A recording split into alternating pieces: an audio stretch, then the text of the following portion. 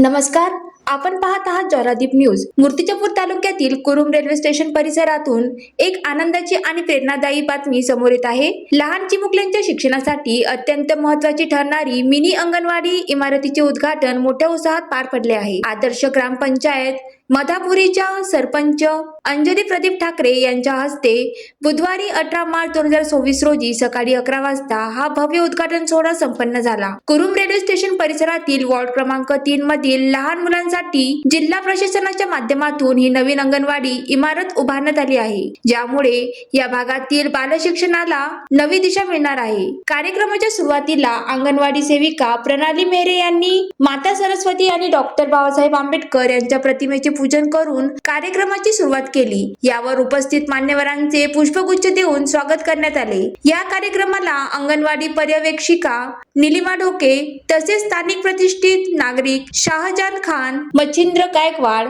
शफी खान, समीना खान आणि ग्रामपंचायत सदस्य प्रदीप ठाकरे यांची प्रमुख उपस्थिती होती।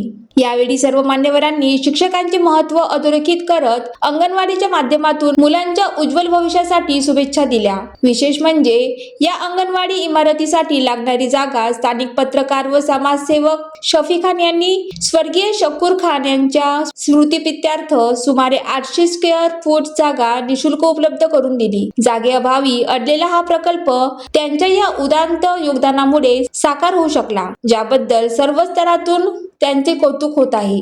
कार्यक्रमाचे सूत्रसंचालन प्रणाली मेहरे यांनी केले, तर आभार प्रदर्शन रोहिणी उईके यांनी व्यक्त केले।